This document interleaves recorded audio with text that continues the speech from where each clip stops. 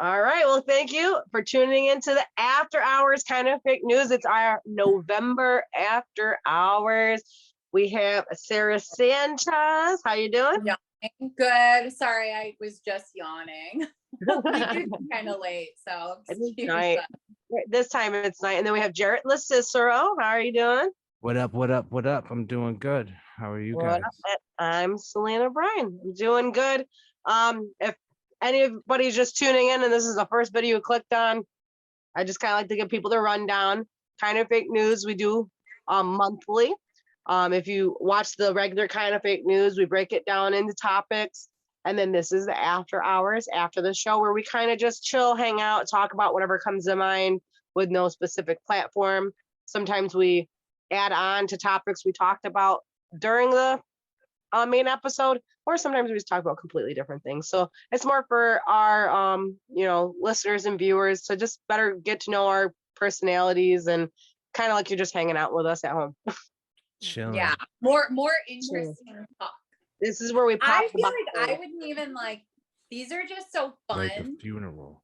It's just so fun to have these conversations. That it's like you don't care like if anyone watch. You know what I mean? Like I don't even think about. Dude, what did you just say? Did you say like a funeral? Yeah, it's a song, ain't it? Popping bottles like a funeral. Yeah. Oh, is it? I was so thrown off. I was like, yeah. We're all good energy. Like a funeral. Hey, that's okay, it makes sense if it's a song. Right there. Threw me off. Like a funeral. I'm like, wait a minute. Yeah, that's what we were talking about earlier, right? This is the kind like the shit in the rap music. I'm popping bottles like it's a funeral. Yeah. Oh, something I wanted to say that all that topic made me think of is how we were, talking about the subliminal messaging and stuff and it made me think of, how a lot of people, they like rap music and you get all twisted and tied up into an artist and then they'll say something in the middle of what you're vibing with that isn't something you may agree with, but now you agree with it because you're in the middle of vibing with them. You're in the flow. So to touch on that topic we were kind of talking about, if you look at a lot of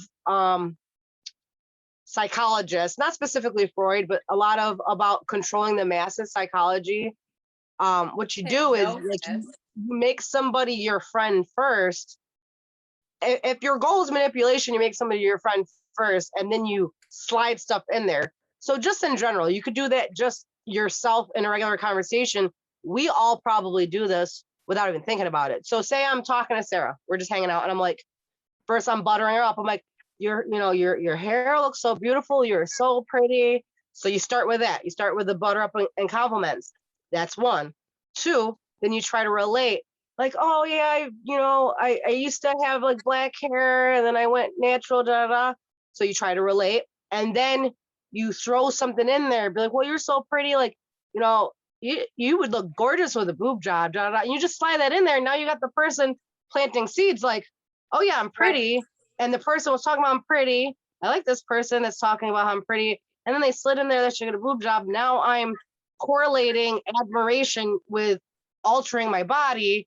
And now I'm going to keep seeing things in the media about that. And now I'm going to think that that's good, positive, and normal. And for me, because of these things that were slipped in the middle of somebody you trust, someone that you already vibe with everything else they say. And it felt good. Like you already felt good at the time. So now, from exposure to me slipping that in there, you may have before been like, well, I'm beautiful, I don't need a boob job, to now thinking, oh, I'm beautiful, I should get a boob job. Right. Or like thinking like, oh wow, boob jobs are crazy. Like people really get those, you know what I mean? Like, and then you're like, oh, I want a boob job, Right. But just something simple like a conversation that short and small can plant a seed. Think of all these different artists you're listening to that you thought they stood for what you stand for. Now are trying to slide something into their music to persuade you. You're gonna listen. Right. And especially in hip hop too, it's like all based on metaphors, right? So one bar easily means three different things. It means one thing to the artist. Usually it sometimes means something different to the crowd, and then there's any interpretation in there within the fan base of the artist or the lyrical ability of the artist himself to purposely put 3 or 4 different meanings within to one Right. bar. And then with Yeah. hip hop specifically too, that's been the basis of it since the beginning, since it got more talented. Not that hip hop wasn't talented in the beginning, but all music evolves, you know, and there's a immediate spike within like the first year or two after rap music came out. It turned into talking about like what's going on in a multiple different ways of where it may sound good, right? And then think of the natural progression with that, along with society and, you know, drugs, sex, rock and roll, fast money, cars, the perpetuation of the gangster attitude, Scarface, drug dealing, so on and so forth. But then you have the intellectual ability within it, right? So then you start getting a lot of these rappers that cite like Nas, or not Nas, Tupac being one of the first, Nas probably too, but talking about great literature. And a lot of the times the great literature is specifically the shit that teaches you how to manipulate people. There's whole albums named after it: The Art of War, The Five Rings, 48 Laws of Power, which are all very, very great books, depending on where you may be personally I see what in you're your saying. life The and how you're focus of going to those take in and are put out power. that kind of shit. But like the literal manuals of how to do this, right? Like the 48 laws of power, there's 48 laws, and then within the description of each of these, they use events or you know, substantial people throughout history, all the way from Jesus to Bill Clinton, you know, and things that they did in whatever situation that is subjective to that law, to prove how that kind of ideology works. And then they'll also provide the reversal perception of the law, you know, of how you can use it in the complete opposite type of way from the definition. But it's funny that that largely encompasses the mind of a lot of the certain category of at least rapper, you know what I mean? Because and then the content within rap music becomes like extremely specific too, right? Almost any person can find rap music that they like, unless you're closed-minded pretty much, or a certain type of person. But when it comes to rock and roll and country and pop music and all these other types of things, that's just what it is. But you can find rap that's specific to this, specific to that, specific to that. Right. You know, yeah. I feel like it's like all of this is creating two sections, and I'm not specifically saying it's the good and the evil, but it's the two different mindsets that are going on in our time period in the world. The one side is the people who are feeling community, one love, inclusion, higher vibration, group focusing. Let's all do what's right and help each other up and succeed and empower. That's one side of the spectrum. And then the other side of the spectrum is the thought process of the haves and the have-nots, the survival of the fittest, the be a leader or a follower. You have the power to lead. You know what I mean? There's a two. When did that start, though, do you think? Do you think that came about in like the 60s and 70s? Because if you go back to like the 1920s and 40s. Right. Well, they had the whole like love movement, like the whole hippie movement was that. So I think it's because every time it keeps shifting back and forth, and every time it gets to an extreme, the other side flips it back. Right. So we go through the hippie movement, and then everyone's like, wait, that's too much. That's getting into like socialism, and it's too much of this. So let's bring it back down. And then it gets way too power control. And then it comes back up to, we're now back to like, oh, we're going to get woke. And then I was going to bring it back down to power control, you know, and I think it's going to keep being that.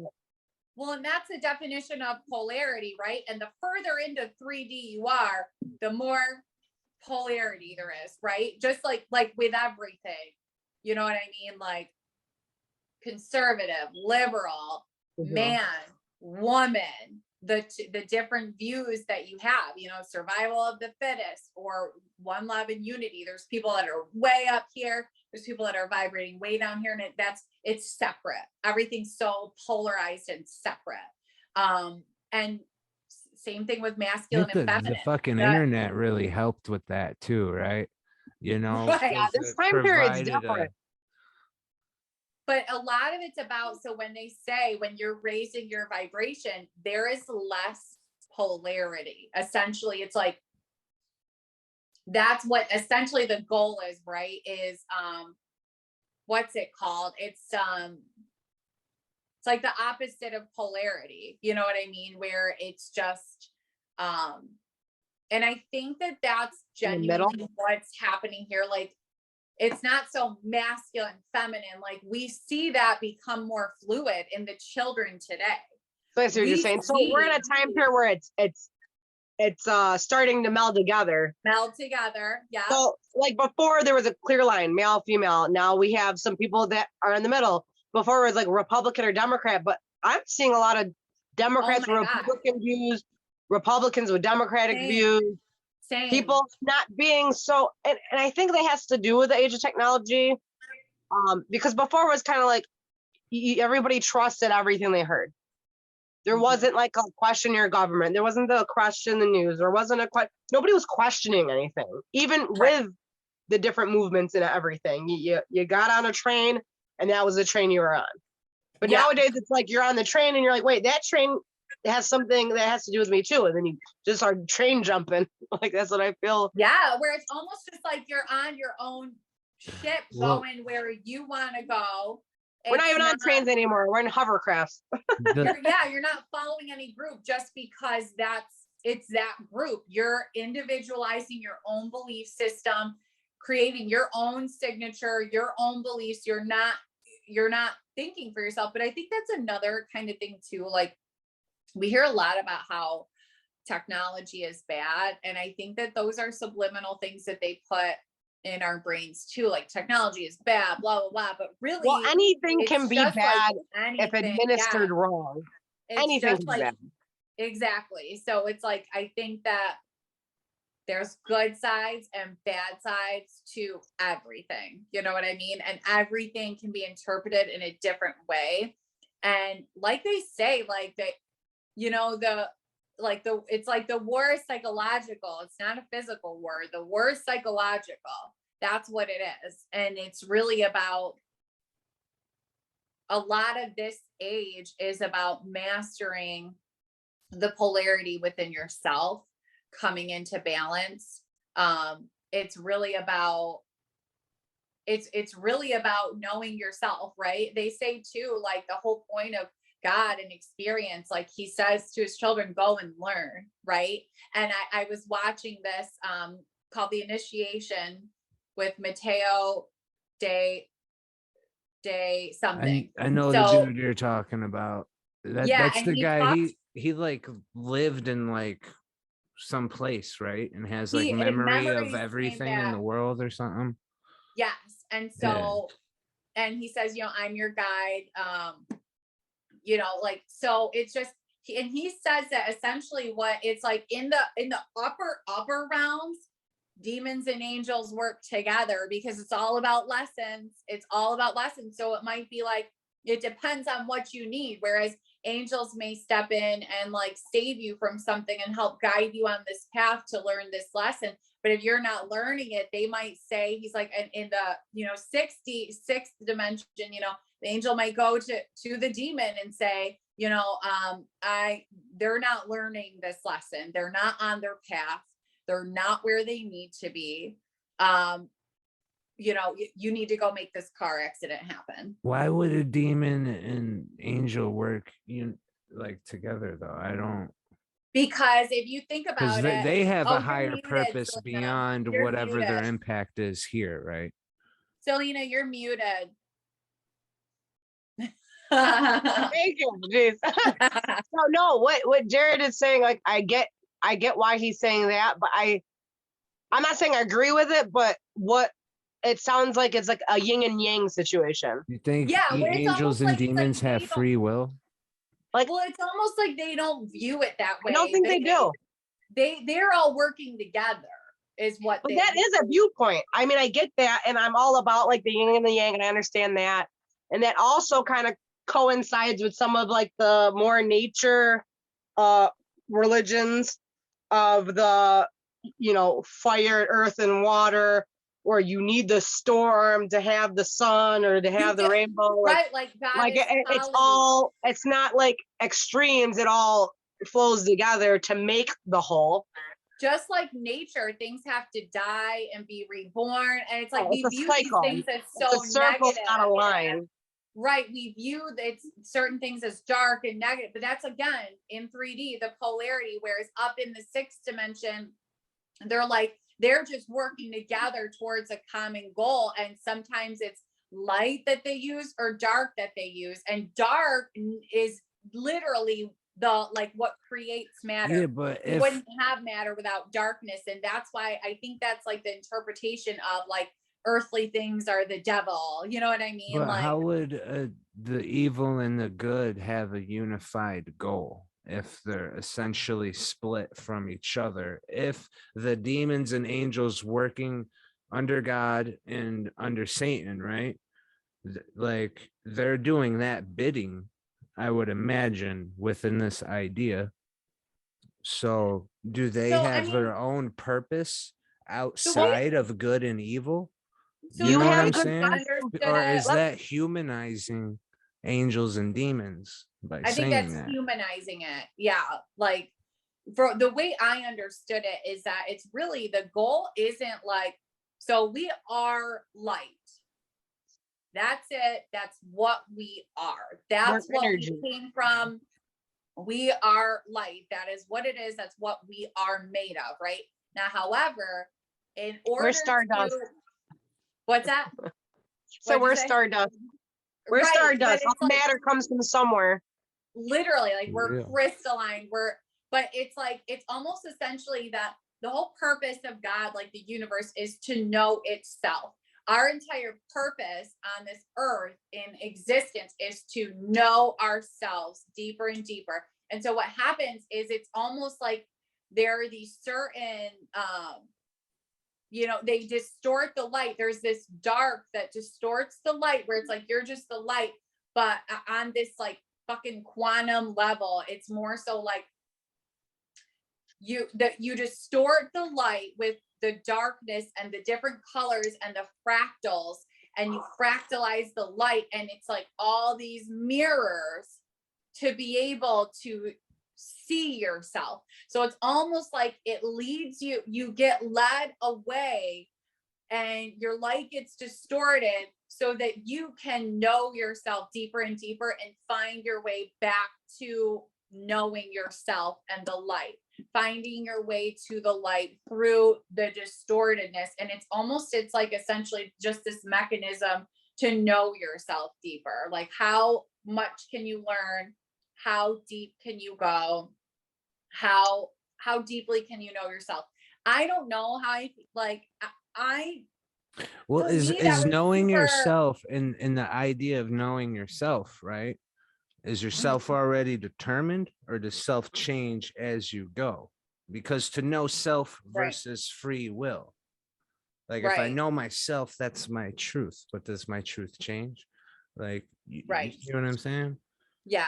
I'm just having fun with the conversation. I don't mean but that's really very good. But you literally are both on the two sides where like I get it, and I struggled with which way I feel. So I'm Christian, but I'm really hip to the whole yin and yang and the balance. So there's two schools of thought. So the one school of thought is the more like Eastern thought process. You have the yin and yang, and then so you're kind of looking like at a line like this. You got the one side and the other side. So you got like the dark and the light, the good and the evil, and it's all one working together. And like you're saying, kind of like angels and demons needing to coexist to both even exist. And then on the other side of the spectrum, the more like Christian theology, it's more like this. When you have the angels and the demons, and both aren't human, they don't have free will. It even says that like the angels would ask like God about the humans, because they're like, why do you love the humans? they, you know, they don't listen to you, they break the rules, they don't understand, and yet you still love them. And he's like, because, you know, because they have free will, it's because they choose to love me of their free will. So the angels are confused and never really understand us quite like that.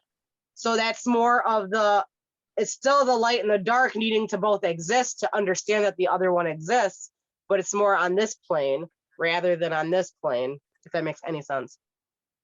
Yeah. Because it's all mind, like it's not mind stretching shit. That brain. Like, I'll tell you what, that initiation thing with Mateo, that shit blew my mind. Almost like Mateo who? I want to look this up. So it's called Initiation, and it's on Gaia. The little Italian guy. Stefano. The Italian guy. Yeah. He talks real cool. He does. Handsome guy. Yeah. But that shit was almost depressing to me. It was too real. Well, not even that, but just to take it and make it so, I don't know, when you get to quantum like that, just talking about light and fractals and geometry and that's where we come from, and that's all it is, and the true God is the great void and the nothingness, and it's like just nothing, and it's not separate people, it's one thing, you're one God, and God was lonely and split, and I'm like, I don't like that story. Well, actually, if you watch, there's a really good documentary that puts a better perspective on it in a science and kind of not like religious, but a eye-opening way. It's This Strange Rock. I think it's on Nat Geo, and the host is Will Smith. And they talk about all the different probabilities of how special and unique it is for us to exist, like how many anomalies had to happen throughout the creation of the world and our atmosphere and our distance from the earth and the way the planets rotate and the way the moon travels around, and in each instant it's like 1 in a quadrillion instances that one cell organism happened to have something happen that never happens and made it split into a 2-cell organism.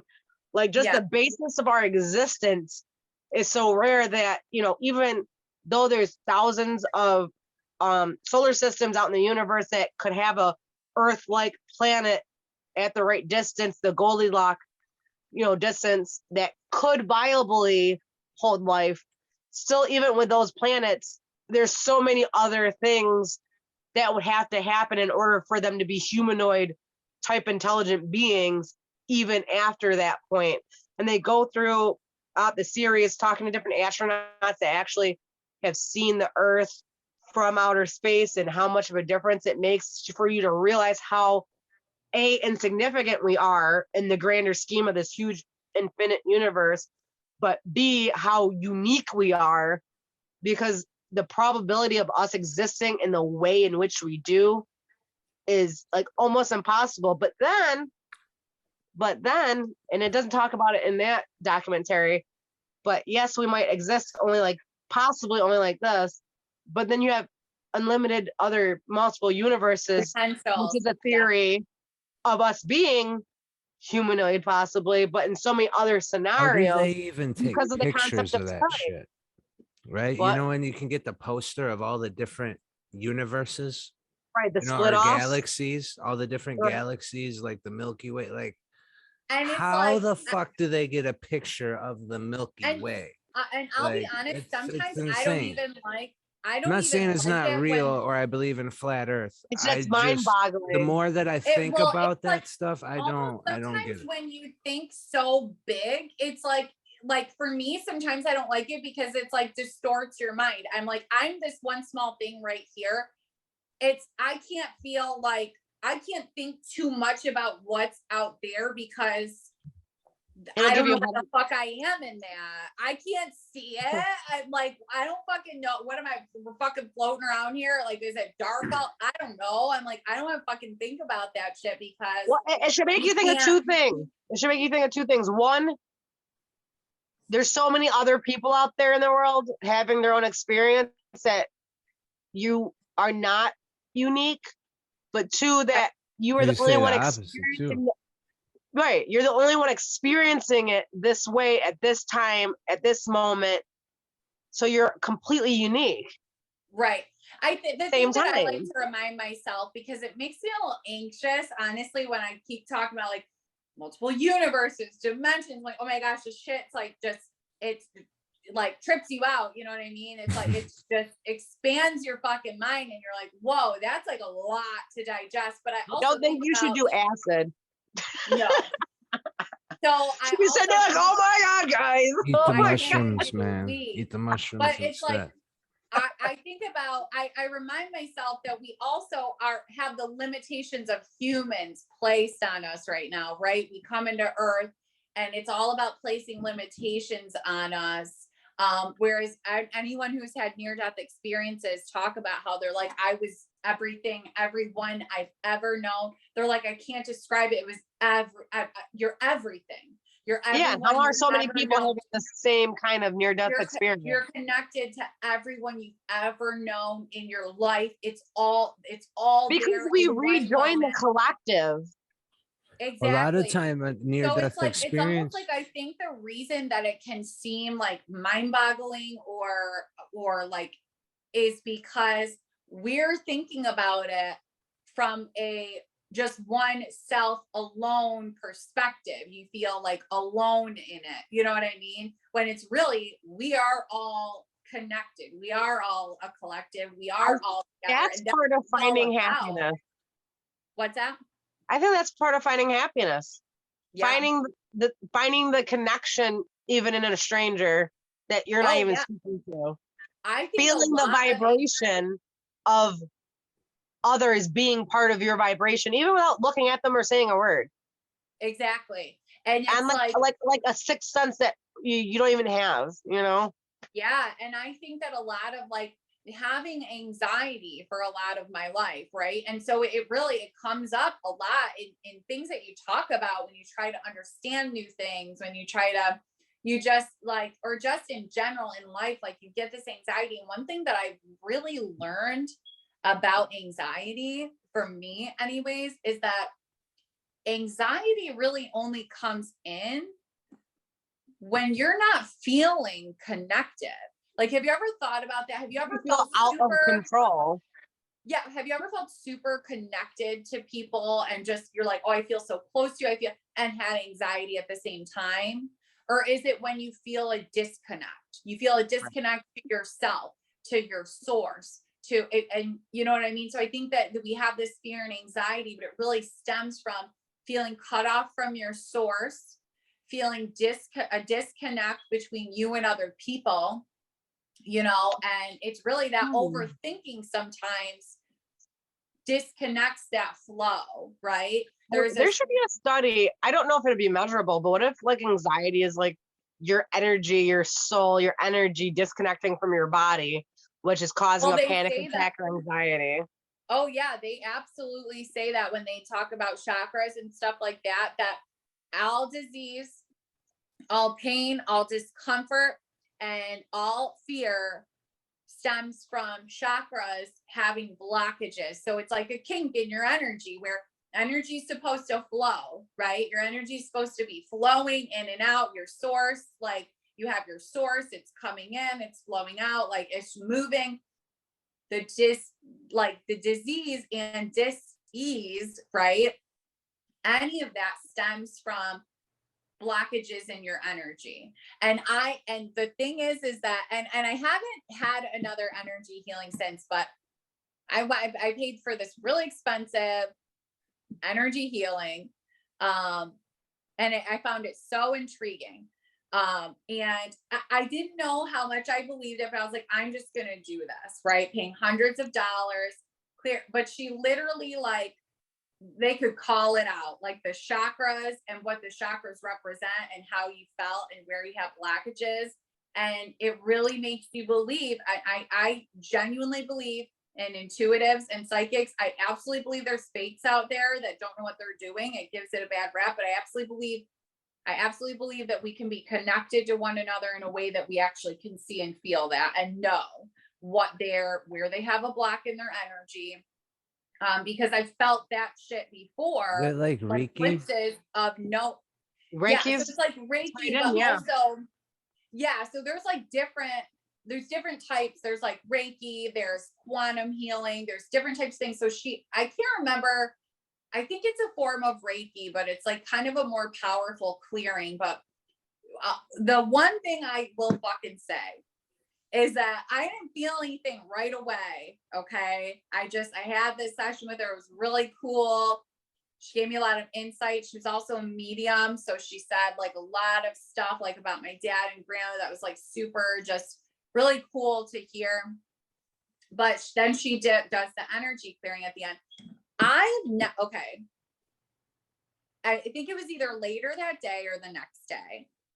I literally felt like I fucking took ecstasy. I'm not kidding you. Now I have chronic pain, right? So it's like I always can have like maybe a little discomfort somewhere. You.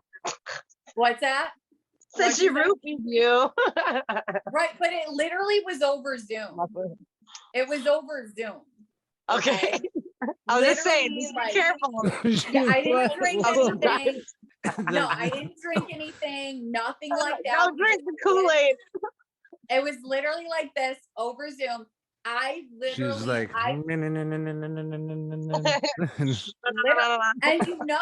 and there's been so much scientific proof about how others' energies can affect you. And I think when someone has such a strong intention and a strong will, they can actually affect your energy 100%. They can overpower your energy. I think it opens up your eyes to how much you can have power over your energy. You just have to learn how to do it. But some people are super turned in. It's like a dial, like we've talked about. They can tune in and really have an effect over your energy. And I felt so like it was flowing. I felt good. I felt better than I remember feeling since I was a kid. My skin felt good. My body felt good. My heart felt good. My mood was good. Like things tasted good. It was just good. But then it also, after some time, faded, because I think what happens is you can move energy and you can move blockages, but we have patterns in our brain, imprinted in our soul, thought patterns that we begin again, right? We begin them again. And then those blockages come right back in.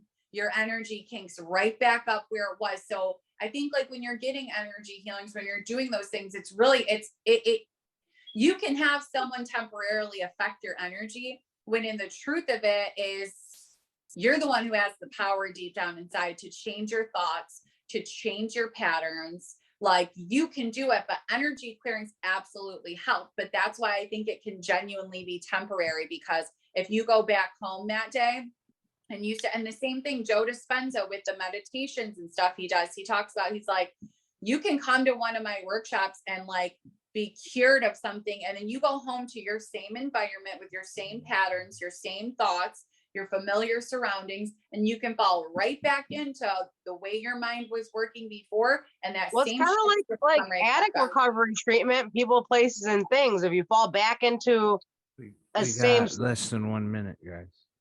If you fall back into things, you could fall back into things. But just kind of wrap up with some of what you're saying. One of my favorite sayings is, it's about the journey, not the destination. Yeah. It's like, sometimes we got to keep working on it. We got to keep working on ourselves. It's like keeping your body fit. You got to keep your soul fit. Being in the present moment. Yep. Well, since we're running out of time. Yep. Thanks for tuning in. After hours. Thank you guys. Peace. Bye. Bye. Oh wow, we made it to that. We got to say goodbye. Usually it cuts us off.